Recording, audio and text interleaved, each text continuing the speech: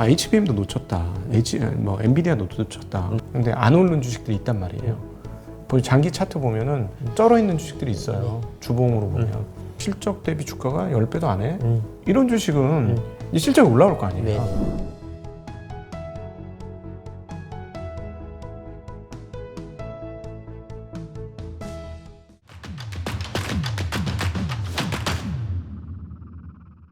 안녕하십니까, 권순장의 브릿지 권순장입니다. 오늘은 20만 축하 기념전 네. 기념전 녹화를 한번 해보도록 하겠습니다.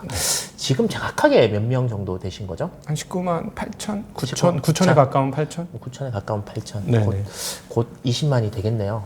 아, 예, 그렇게 될 것 같습니다. 아, 굉장히 오랜 시간, 생각보다 오랜 시간 걸렸어요. 맞죠. 네. 저도 뭐 작년쯤에는 될 줄 알았는데 네. 제가 너무 자주 안 나와서. 그렇지. 맞죠. 네, 권수장 브릿지가 좀 자주 되었으면은 금방 20만에 갔을 텐데 그게 제일 큰 이유가 아닌가 싶습니다. 예, 그러니까 시청자분들이 아마 그 생각하실 거예요. 그러니까 20만이 안 된 거라고. 네. 그런 착각 속에 빠져 있으니까 이렇게 이제 생각을 할 것 같은데.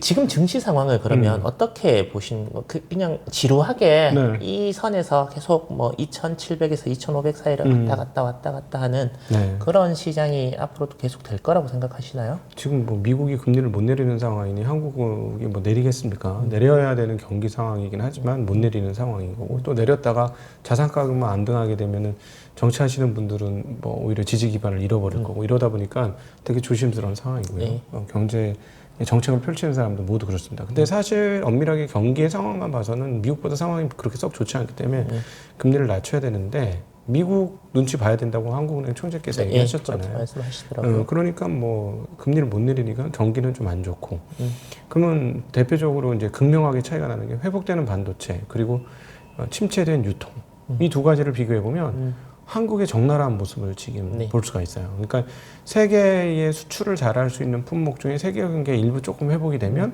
그쪽은 되게 좋은데 국내 경기만 봐가지고는 뭐 이제는 심지어 그 가장 선두권역에 있었던 쿠팡조차도 앞으로 야 이러다가 얘네도 위기 당하는 거 아니야? 이런 생각이 들 정도잖아요. 그러니까 유통업이라는 게 결국은 개인들이 돈이 많아져가지고 돈을 소비를 많이 하고 이렇게 돼야 되는데 그쪽이 지금 내수 쪽이 완전히 멈춰버리니까. 안 그래도 오늘 그 신문에 일면에 그거 났더라고요.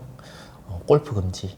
우리나라 가장 큰 이제 마트를 하시는 SNS 열심히 하시던 분이 네. 이제 회장으로 취임하시고 그럼 골프 잘 치시는 걸로 아는데?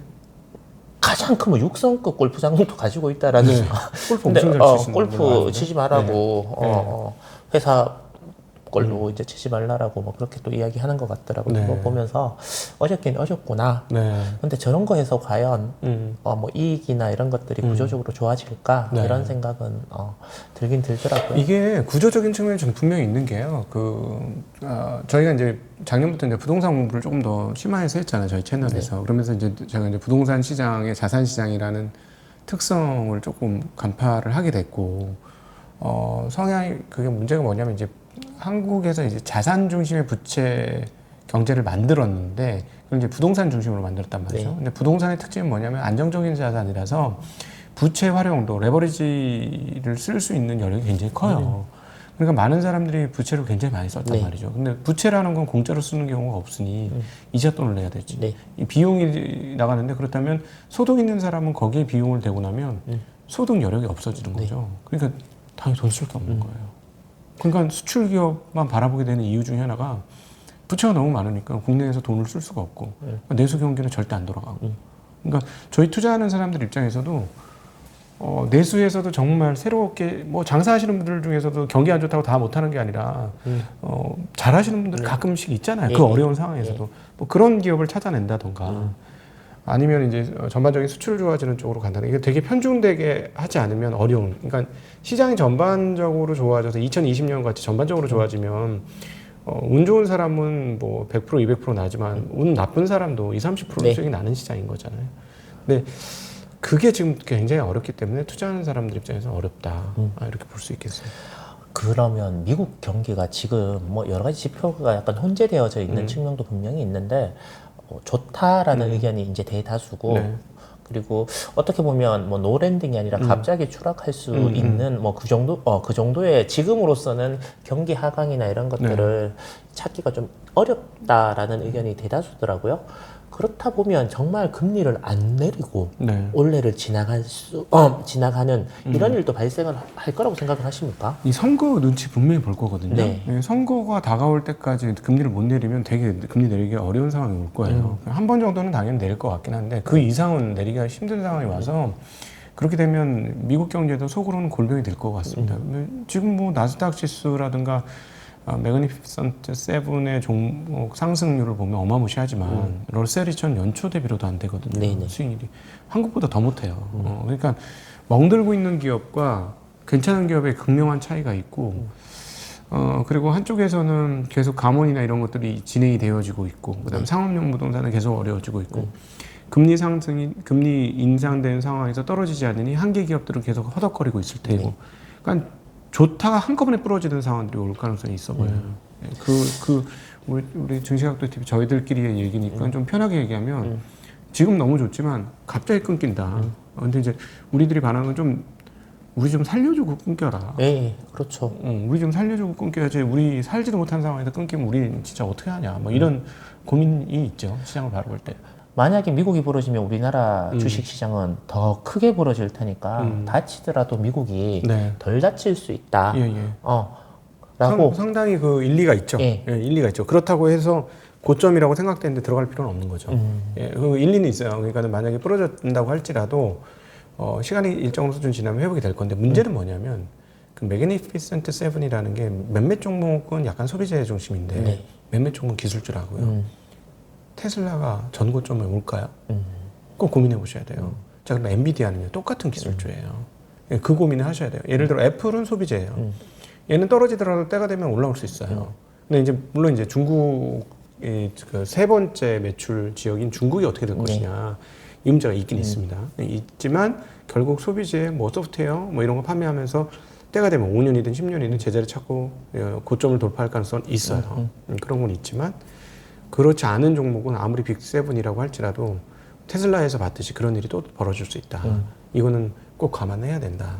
라는 말씀드리고 싶어요. 최근에 테슬라와 엔비디아를 네. 이제 말씀을 하시면서 테슬라는 어찌됐든 자동차라는 최종 그러니까 제품을 소비자에게 파는 회사이고 엔비디아는 그걸 이제 우리가 사서 컴퓨터에 끼우는 것보다는 중간재 업체에서 네. 필요한 회사, 뭐 큰 아까 뭐 MS나 애플이나 네. 아니면 메타나 이런 데다가 네. 이제 공급을 하는 중간재를 공급을 하는 회사인 부분을 주목해야 된다라고 말씀을 하셨는데 예.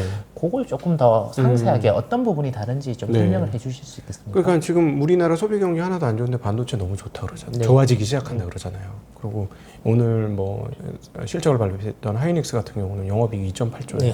그리고 매출은 분기 매출로는 굉장히 그 1분기 매출로는 사상 최고 수준이고 이렇다면 2분기도 사상 최고 돌파할 것 같고 그러면 이 수준이면 올해 연간으로 영업이익이 10조가 넘을 가능성이 있어요. 그 10조가 뭐야? 영업이익으로 따지면은 그렇지 12조에서 16조까지도 지금 가능한 상황으로 열리고 있으니까 현재 주가가 그럼 비싸냐? 그렇죠. 썩 네. 많이 안 비싸요. 그런 정도로 경기 좋은데 지금 경기가 좋냐는 거죠.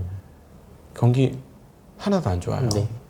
그러니까 그 중간단을 판매하는 친구들은 중간단을 사주는 기업들의 상황에 따라서 상황이 바뀌니까 엔비디아도 그렇고 네. 그다음에 이제 처음부터 모두 예전에 이제 이 AI 칩 일종의 그 자기들끼리 칩워 비슷한 게 생겼을 때 이거 생각보다 굉장히 크다. 왜냐하면 빅테크들끼리 경쟁이 시작됐기 때문에 굉장히 크게 될 수 있다는데 그때 생각해서 예상했던 것보다 월등히 커요.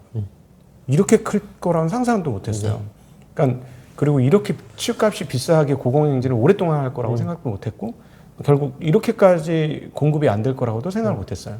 그러니까 그런 상황이기 때문에 엔비디아는 그 빅테크들의 그 매출의 그 어떤 계획에 따라서 시중의 상황과 상관없이 가는데 즉 여기서 시중의 흐름과 상관이 없다는 건 금리 영향을 안 받는데 별로 네. 테슬라는 다르죠.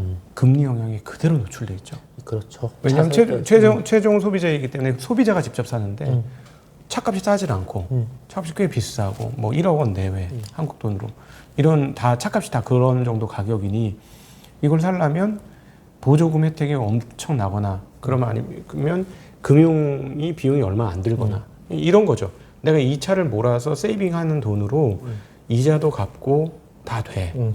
그냥 내연기관 차 산 거보다 나쁘지 않아. 하는 이런 계산이 떨어지면 그냥 잘 팔렸을 수 있어요. 근데 지금은 그 계산이 안 떨어진 거죠. 만약에 이걸 내가 할부를 해가지고 7% 8%를 해가지고 해야 한다면 그냥 이거 말고 그냥 이번에는 내연기관 사지 뭐 하이브리드 사지 뭐 이렇게 될 수 있다는 거죠. 그러니까 그런 쪽으로 최종 그 디바이스들은 경기의 영향을 굉장히 많이 받습니다. 그런 경기의 영향 가운데 노출돼 있다. 그 점이 엔비디아와 테슬라의 가장 큰 차이점이에요. 엔비디아는 지금 실적이면 크게 비싸지 않고 비싸진 않죠. 맞죠. 앞으로도 뭐 비슷하거나 아니면 네. 조금 더 나은 실적을 네. 왜냐하면 뭐 오늘 또 발표했습니다. 뭐 신문에도 났던데 하이닉스가 청주에 원래 디램 공장을 지으려고 그러다가 그걸 그냥 HBM 공장으로 그래서 뭐 원래는 4조 몇천억 해서 한 20조 정도를 앞으로 추가. 그러면 얼마나 좋게 보길래? 네. 그러면 결국은 엔비디아가 잘해야 HBM이라는 게 그나마 크게 쓸모가 있을 텐데라고 생각해보면 지금보다 더 좋아질 확률? 네. 이런 것들도 충분히 열어놔야 되지 않나 싶거든요. 왜냐하면은 이게 이제 AI를 범용성으로 쓰기 시작하면은 그 수요가 굉장히 폭발적으로 일어날 거고 물론 이제 가격은 계속 다운시켜야 될 겁니다. 근데 이제 문제가 뭐냐면 코어스를 못 해요. 그 TSMC의 코어스를 딴 데서 못 하니까 가격이 고공행진할 수밖에 없는 거예요. 아무도 못 만들어주는 거 우리 캐파 정해져 있는데 우리도 남겨 먹어야지. 우리 한창 볼 때 50%씩 마진 냈어. TSMC 입장에서 이것도 50% 이상 마진 줘야 돼. 그래야 우리 할 거야. 이러지 않을 수가 없는 거잖아요. 네. 제일 좋은 라인을 너희한테 준 거니까 배정을 해준 거니까. 그러면 계속 가격이 고공행진할 것이고 쉽게 떨어지지 않겠죠. 그러나 어느 때가 되면 분명히 떨어질 겁니다. 가격이. 결국은 문제가 뭐냐면 모수가 커지는 게 문제가 될 거예요. 모수가.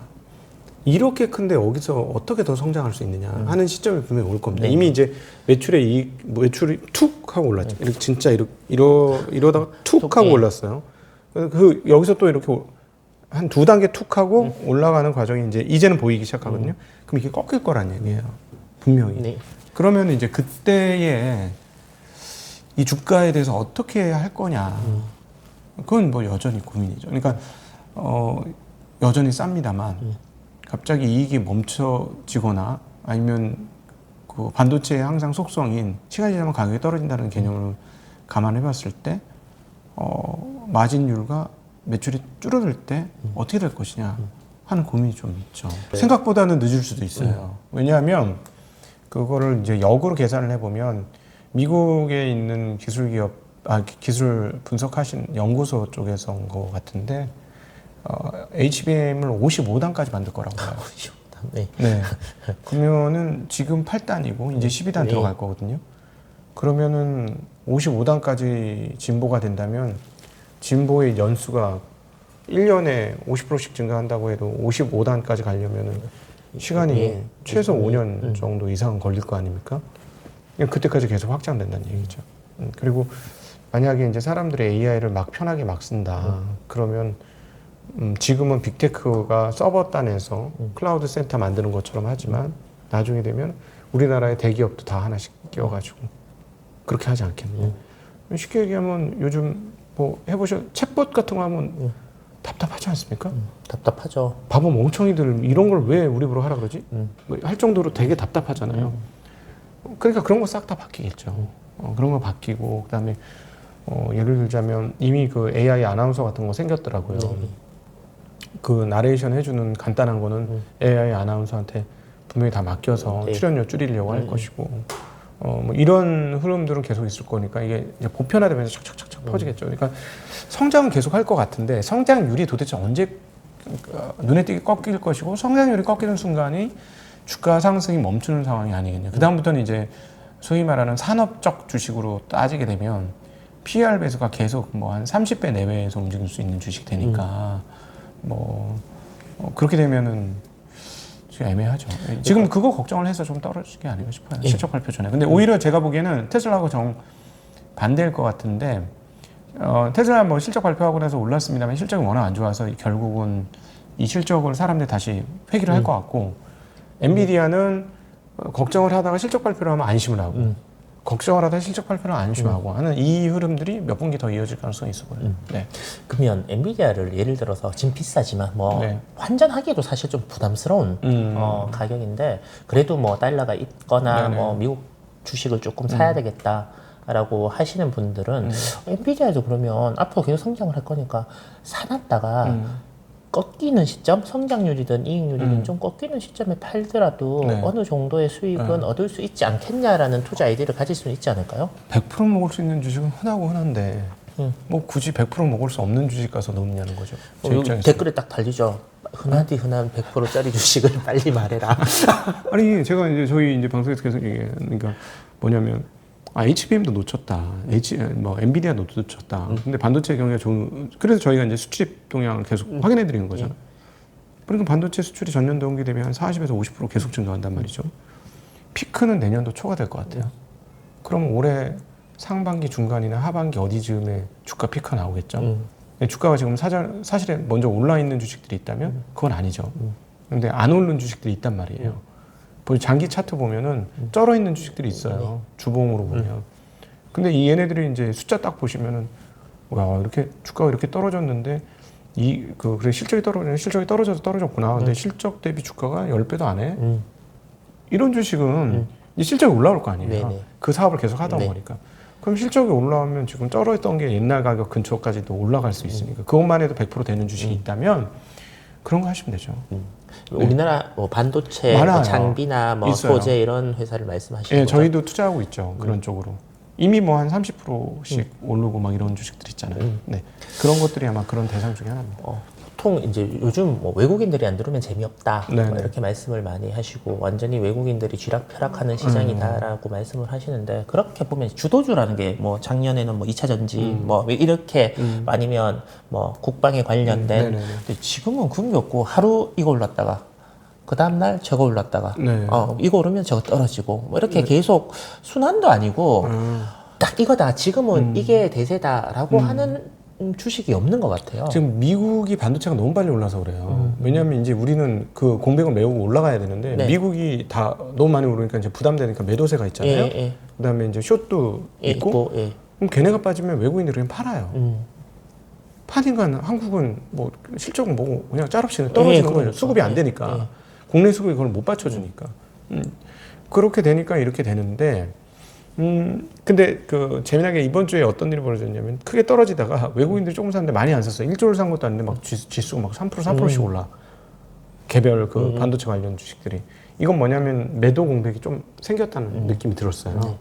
그래서 제 생각에 한국은 공간이 좀 있는데 그런 측면에서 미국이 그냥 평타만 쳐줘도 되게 고마운 상황이에요. 근데 이제 평타가 아니고 흔들거리면 외국인들이 자꾸 매도세를 내면 우리도 시세를 다 제대로 반영을 못 받을 가능성은 있는 거죠. 그러니까 뭐 이런 것 같더라고요. 최근에 보면 미국 이렇게 정규장 말고 이제 실적 발표하고 나서 애프터 마켓에서 테슬라가 막 10% 이상씩 오르면 막 우리나라 주식도 야 가자 이렇게 오르다가 또 정규장에서 뭐 괜찮게 조금 올랐는데 실적 발표하고 나서 메타 같은 경우에 막 10% 15% 막 떨어지니까 야 안 되나 봐 이러고 그러니까 거의 이제 실적 발표하고 나서 뭐 가이던스에 그러니까 시장의 반응인 것 같아요. 네네네. 뭐 좋게 반응했는데 그냥 우리가 그냥 오늘은 뭐 진짜 느낌은 그냥 팔고 싶어 하면 안 떨어지고 외국인들이? 사고 싶어 이러면 막 오르고 네.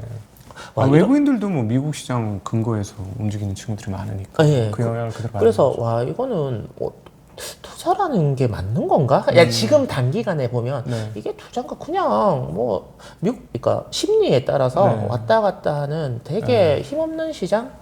그러니까는 그 본질로 들어가서 이익이 계속 증가할 수 있는 기업을 찾아내는 게 중요하죠. 굉장히 어려운 게 이번엔 짤 없어요. 그러니까 아무리 좋은 회사라도 이익 증가가 없으면 주가 안 오릅니다. 올해 장의 특징이에요. 저도 하나 당했죠. 그러니까 이익 증가할 거라고 생각했는데 이익 증가를 못 시키고 딴 데서 비용이 많이 샜어. 여지없이 주가 폭락해요. 그러니까 그런 일을 저도 당해서 이제 계좌 수익률이 확 훼손이 됐는데 제가 보기에는 지금도 그런 측면에서 이익이 잘 나는 회사 그리고 이익이 잘 나서 배당을 주는 회사는 정말 주목해서 보셔야 되는 상황인 것 같아요. 오히려 배당에 더 주목을 해야 된다. 지금 진짜 큰 뉴스가 하나 뜬 건데 배당 분리과세 있잖아요. 네. 이거 지금까지 보신 분들은 저희 채널 구독자 중에 우수 구독자실 테니까 제가 요즘 느끼고 있는 점은 뭐냐면 이거 보통 일이 아니다. 진짜 이건 대주주 입장에서 생각해봐라. 한번 얘기는 했습니다만 대주주 입장에서 세금 50%씩 내고 배당 받고 싶은 마음은 별로 없을 거예요. 근데 돈 필요한 사람이 몇 겠어? 있지. 근데 만약에 20% 정도? 뭐 25%? 15% 아니면 지금처럼 15.4% 뭐 이런 식으로 배당 소득세를 따랐대. 배당을 왜 안 받아요? 받아야지. 그러면 배당을 줄 수 있는 회사, 현금 여력이 있는 회사, 돈이 쌓여 있는 회사, 이런 회사의 주가가 어떻게 될까 한번 생각해 봐야 돼. 배당률이 막 4%, 5%씩 늘어날 수 있어요. 1%밖에 안 주는 회사들이. 그럼 지금 이제 각도기님 말씀하신 거는 그 흔히 말하는 밸류업과는 다른 걸 말씀을 하신 건가요? 아니면 그거랑 같은 연장선상에서 놓고 봐야 되는 건가요? 밸류업의 일환으로 분리과세 얘기가 나오는 거니까 뭐 그렇게 거기에 포함된다고 얘기는 할 수 있는데 이건 굉장히 근원적인 문제예요. 배당 소득세를 따로 예를 들어 그걸 금투세로 넣든가 우리 이제 손현식 교수님하고 주장하고 있듯이 금투세는 배당 소득세를 넣어라. 이자 소득세하고 따로 분리 좀 해라. 이런 얘기를 하지만 하여튼 이게 어떤 식으로 이제 분리과세가 되는 순간 배당률이 엄청나게 올라갑니다. 그러면 어떻게 되냐면 기술주 이런 게 가는 게 아니고 우리가 이제 올 초에 경험했지만 은행, 보험, 그다음에 증권 일부 오를 때 멍하신 분들 많았을 거예요. 뭐지? 네. 근데 만약에 분리과세가 가시가 된다. 진짜 멍하신 분들이 정말 많을 거예요. 어떤 주식이 오르냐면 뭐 섬유? 뭐 이런 거죠. 철강 중에서 이제 대리점 철강? 뭐 이런 주식들이 오를 수도 있어요. 그리고 뭐 당연히 지주사, 오래된 회사들, 현금 엄청 쌓아놨던 뭐 먹을 거 주는 회사들 중에 아직까지 주가 안 오른 회사들, 뭐 이런 것들 엄청나게 오를 수 있어요, 주가가. 결국은 근데 이게 뭐 법이 통과돼야 되는 네, 법을 그렇죠. 바꿔야 되는 부분이기 때문에 결국은 말만 나오다가 제일 큰 문제는 이해가 없다는 거예요. 국회의원들이. 우리 그때 그 영상을 찍었지 않습니까? 전 국회의원하고 그분 말씀이 관심도 없고 알지도 못하고 뭔지도 모른다는 거야. 그러니까 이게 문제인 건데 분위기는 탔잖아요. 이게 그 유권자들이 관심이 많은 거다. 근데 그분들은 이제 유권자들이 관심이 많으면 움직여요. 그러니까 참 민주주의가 좋기도 하고 좀 이상하기도 한 건데 생각이 없지만 사람들이 움직이면 거기 맞춰줘. 그게 좋은지 나쁜지 좀 파악을 하고 하면 좋은데 그냥 맞춰주는 것 같아. 그러니까 제가 보기에는 어디든지 간에 다음 대선 레이스를 위해서라도 맞춰줄 가능성이 있습니다. 네. 하긴 뭐 그 분리과세 얘기가 경제부총리 입에서 어쨌든 먼저 나왔던 부분이라는 거는 한 번쯤은 뭐 의미를 부여해야 할 부분인 것 같아요. 그 말 이후에 배당 많이 주는 주식들의 주가 흐름이 좀 달라졌어요. 제가 지금 관찰하고 있는 몇 개 주식들이 있는데 뭐지? 신기한데? 이 주식 절대 안 오르는 주식이 움직이네? 네, 그런 주식들이 지금 보이기 시작합니다. 그러면 뭐 이제 보통은 이제 이렇게 얘기를 하고 또 그쪽으로 공부하고 천천히 느리게 이제 가면 안정적인 수익을 올릴 수 있다라는 생각을 하지만 이거 시청하시는 분들 중에도 모르겠고 나 지금 원래 한 30% 먹어야 돼. 그래서 지금 반도체를 사 아니면 비싸지만 조금 떨어지고 나면 뭐 이렇게 방산이나 그 전력 기계 많이 올랐지만 뭐 전선주 이런 걸 사야 되는 건가? 아니면 조선주가 또 한번 뭐 수주도 많이 하고 뭐 이렇게 흑자 이제 적자 흑자 난다 그러니까 여기에다가 한번 크게 한번 투자를 해볼까? 뭐 이렇게 고민을 하시는 분들이 계시거든요. 그럼 뭐 어떻게 다 맞추겠어요? 지금 말씀하신 거는 다 좋은 영역이에요. 지금. 네, 지금 딱 말씀하신 영역이 그러니까 왜냐면 요 바깥으로 나가면 안 돼요. 야, 요 안에 여기다 뭐 엔터 정도까지. 엔터는 좀 길게 보셔야 될 것 같고 요 바깥으로 나가면 안 돼. 지금 왜냐면은 완전히 뭐 쥐레밭이에요. 왜냐하면 금리 못 내리지, 이익 증가 없을 거지. 되는 놈들만 집중적으로 팔 거거든요, 시장이. 되는 놈들은 지금 너무 좀 이상한 게 너무 눈에 뻔히 보이니까 이게 맞는 걸 보고 있나? 뭐 이런 생각이 드는 거지. 조선, 뭐 일부 기계. 그다음에 말씀하셨던 뭐 전압, 그다음에 방산, 뭐 그다음 반도체 이런 것들이 너무 뻔한 거예요. 그다음 이제 관광객들 많이 늘어나니까 그거 관련된 일부 소비주들 뭐 이런 정도죠. 그러니까 나머지는 뭐 화학주, 와 이거 뭐 잘못 갔다 한 골로 가네. 유통 안 되고. 예, 유통도 잘못했다 큰일 나네. 뭐 이런 상황이니까 지금 금리가 낮아지기 전까지는 조금 이렇게 되는 업종에서 차별적으로 있으셔야 되겠고요. 근데 어느 특정 업종만 무조건 된다 이거는 좀 잘 모르겠고 많이 오른 주식은 저는 일단 뭐 피해야 된다. 그러니까 변압기 같은 것 중에서 많이 오른 거 있잖아요. 좋긴 하지만 그건 좀 피해야 되겠다. 만약에 밸류업 되면요 박스 전량 그거 처리하셔야 돼요. 진짜로. 왜냐하면 우리가 이제 1월달에 보셨습니다만 일반적으로 생각할 때 전혀 생각지도 않았던 주식들이 그 진짜 그 창고에 먼지 푹푹 쌓여 있는 기업들 주가가 오르기 시작하면요 지수 파괴력이 굉장히 클 겁니다. 그래서 함부로 그 밸류업 진짜 된다면 근데 가능성이 전혀 없다고 보지 않는 게 옆에 나라들 지금 다 그거 하고 있거든요. 왜냐면 이런 생각이 드는 거예요. 큰 틀에서 부동산 중심의 경제를 편성을 해왔는데 부동산으로 여기서 더 땡겨서 더 올려가지고는 이게 감당이 안 되는 상황까지 가고 있어요. 일단 소비가 줄잖아요. 부동산 여기서 올린다고 소비가 늘까요? 제가 보기에는 계속 부채를 땡기니까 다수의 사람들이 부채를 땡기게 되면 소비는 죽는 거예요. 있는 사람이 아무리 많아진다고 해서 쓰던 거 막 서너 배씩 쓰는 건 아니니까. 그러니까 그게 이제 각국 모두 한계에 도달한 것 같고 1번이 제일 처음에 이 부동산으로는 끝나서 안 되니 우리는 다른 자산 부의 효과를 만들어내자 해서 주식으로 넘어간 거고 그게 지금 효과가 나오고 있는 거잖아요. 이게 끝까지 성공할지는 봐야 되겠으나 일본이 그렇게 하고 지금 중국도 그걸 하려고 열심히 노력 중이고. 그러니까 중국은 말은 일단 그렇게 하더라고요. 네. 시진핑이 직접 네. 또 이야기도 하고. 결국 뭐냐면 나라를 버티려니까 이 사람들이 지금 채택한 게 나중에 어찌 될지라도 일단 지금 띄워야 되겠으니 그러면은 소득으로 떼어줄 수는 없어. 그러면 그럼 부의 효과를 내보자. 부동산이 이제 끝났어. 부의 효과를 여기서 추가로 내기가 힘들어. 그럼 이제 다른 쪽 남은 게 주식이 이런 거죠. 네. 투자, 금융 이런 건데 금융 띄우겠다는 얘기를 하고 있으니 우리만 안 해? 이렇게 하기가 오히려 힘들 수도 있죠. 네, 우리 또 남들 하면 또 금방 캐쳐하잖아요. 그렇죠. 뭐 따라가는 거는 네. 팔로우 전략은 워낙 기본적으로 네. 잘 하니까. 만약에 그렇게 되면 그 소위 말하는 박스권 전략이 안 통할 수 있어요. 지금까지는 딱 맞아요. 지금까지 그거 안 한다고 가정을 하면 딱 그게, 그렇게. 네, 그게 맞습니다. 근데 뭐 이것도 가정입니다. 우리나라는 밸류업을 진짜 진행을 가는 과정인데 미국 주식 시장이 무너졌어요. 네. 그러면 결국 우리나라 주식 시장은 크게 오르지 않을 가능성이 있지 않나요? 다르게 봐야 될까요? 그게 2002년에서 2007년은 전혀 달랐어요. 미국 시장 어떻게 되는지 우리 계속 올랐어요.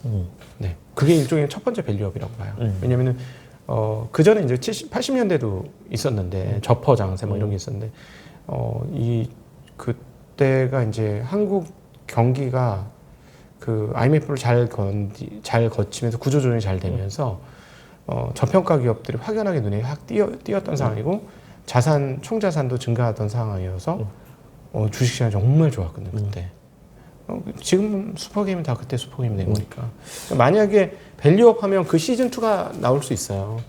그래서 주식에서 이제 슈퍼게임이 나올 때가 이제 다시 오는 거예요. 절호의 기회가 올 수 있는 거니까 그거는 감안을 하시되 이건 디폴트 값은 아니다. 왜냐하면 지금의 디폴트 값은 말씀하신 대로 미국 금리나 미국의 상황들에 다 연동되어 있기 때문에 뭐 예를 들어 소위 말하는 밸류업을 전격적으로 해준다던가 이런 조건값이 나오지 않으면 박스권이라고 보셔야 되고 또 미국이 무너지면 뭐 같이 당연히 타격을 입을 수밖에 없는 상황이다. 왜냐하면 금리를 안 내리면서 가는 상황이기 때문에. 근데 미국은 경기가 부러지면 금리를 내릴 겁니다. 그래서 하방이 되게 막혀 있을 가능성도 있어요. 팡팡 내리더라고. 내릴 때 보면 또. 네. 지금은 이제 고용이 슬슬 이번에 이제 ISM도 봐야 되겠습니다만은 S&P 글로벌의 고용 지수가 48이 나왔으니까 50 기준에서 51.2 하던 게 48이 나왔으니까 요거는 이제 뭔가 금이 가기 시작한 게 보인 거예요. 일부 한쪽에서. 네. 근데 금이 이제 하나 살짝 갔다고 유리창이 그냥 와장창 깨지는 게 아니라 금이 척척척 많이 가야 와장창 내려가는 거잖아요. 지금 이제 골병의 느낌이 이제 하나 포착이 됐다. 근데 문제는 뭐냐면 얘네가 이제 와자작 해서 무너질 것 같으면 금리를 내릴 거다. 그것도 생각보다 빠르게 내릴 수 있다. 고용이 결정할 것이다. 그거는 기억하셔야 될 것 같습니다.